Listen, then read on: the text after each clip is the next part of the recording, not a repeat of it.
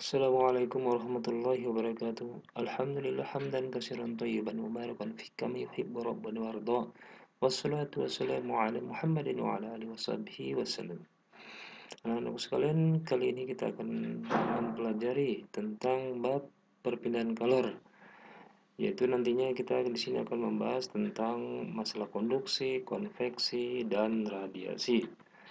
Jadi di sini secara umum kalor adalah energi panas yang berpindah dari benda yang bersuhu tinggi ke benda yang bersuhu rendah. Ini ada suhu tinggi, ini suhu maaf, ini suhu rendah harusnya ya.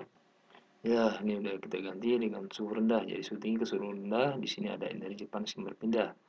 Untuk itu selanjutnya kita akan saksikan video berikut. Ya, di sini ada perpindahan kalor. Kalor pindah dari benda bersuhu tinggi ke suhu bersuhu rendah melalui tiga cara, yaitu konduksi, konveksi. Ini konveksi ya, bukan konvensi ya. Jadi konveksi dan radiasi. Konduksi itu apa? Nah, lihat ini gambarnya. Ini adalah gambar setrika dan gambar baju. Konduksi adalah perpindahan panas melalui bahan tanpa disertai perpindahan partikel bahan tersebut. Contoh perpindahan panas saat menyetrika. Di sini kalor berpindah dari apa? Dari setrika ke kain ya di sini ya. Terus sini kita lihat lagi, jika sebuah besi dipanaskan, kita lihat pembakaran dengan memanaskan besi. Ketika dipanaskan, partikel benda bergetar lebih cepat. Ketika bergetar, partikel membentur partikel lain, sehingga partikel bergetar makin cepat, akhirnya suhu benda naik.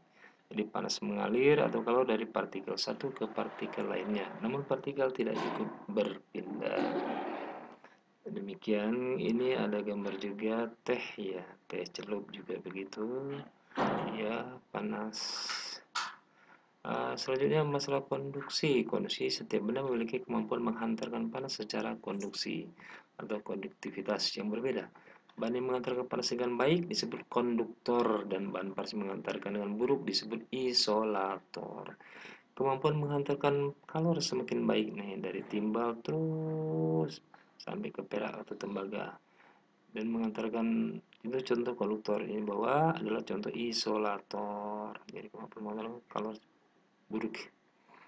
Nah, di sini digambarkan ini adalah panci ya. Ini kayu sebagai isolator supaya nggak kepanasan kita, karena kalau pegangannya dari besi juga, wah panas nanti susah pegangnya. Nah, itunya pancinya dari aluminium karena dia bersifat konduktor ya, cepat mengantarkan panas. Nah, ini ada gambar gelas ya, ada secangkir kopi. Gelas ini ada bahannya kaca biasanya, karena kaca adalah isolator yang baik sehingga kopi tidak cepat dingin ya. Jadi selanjutnya adalah konveksi. Konveksi itu ya, air adalah konduktor yang buruk, namun saat air di bagian bawah dipanaskan, air di bagian atas juga ikut panas. Ini terjadi karena apa? Karena air di bagian bawah panas lebih dahulu sehingga partikel air memuai dan menjadi lebih ringan dan digantikan oleh partikel air dingin di atasnya. Jadi yang panas naik ke atas, yang dingin turun ke bawah, nanti jadi panas kembali. Dengan cara ini partikel panas dari partikel di bagian bawah berpindah bersama aliran air menuju ke bagian atas. Peristiwa inilah yang disebut konveksi. Konveksi itu apa? Perpindahan kalor dari satu tempat ke tempat lainnya bersama dengan partikel-partikel bendanya. Nah, ini dilihat, ini siang hari katanya. Siang hari ini apa? Daratan lebih cepat panas daripada lautan. Udara di atas daratan ikut panas dan bergerak naik, digantikan oleh udara dari lautan. Dengan demikian terjadi apa? Angin laut. Ya, dari laut ke darat, angin laut. Pada malam hari, nah, kebalikannya pastinya. Sini lihat, pada malam hari laut lebih cepat panas daripada daratan. Udara di atas lautan ikut panas dan bergerak naik, digantikan oleh udara dari daratan. Dengan demikian terjadilah angin darat.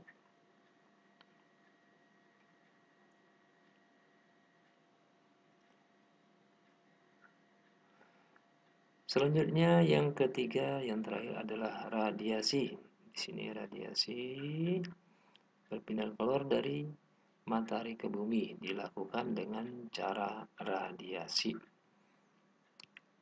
Radiasi adalah perpindahan kalor tanpa melalui medium perantara. Jadi kita melihat panas, tidak ada mediumnya, cuma panas aja terasa. Udara adalah isolator yang baik, namun kamu yang di samping api dapat merasakan panas. Hal itu terjadi karena panas berpindah secara radiasi. Jadi secara radiasi ini ada api unggun, ada panas matahari. Nah, ternyata buaya memanfaatkan radiasi matahari, katanya gitu. Kalau dari matahari diserap oleh buaya dengan membuka mulutnya, sehingga suhu tubuhnya naik dan buaya dapat beraktivitas dengan mudah. Kalau tidak, dia kaku dia. Nah, lihat ini termos ini. Nah, termos. Kenapa dipakai termos ini? Dan air yang ada dalam termos biasanya awet panasnya ya. Kenapa ya?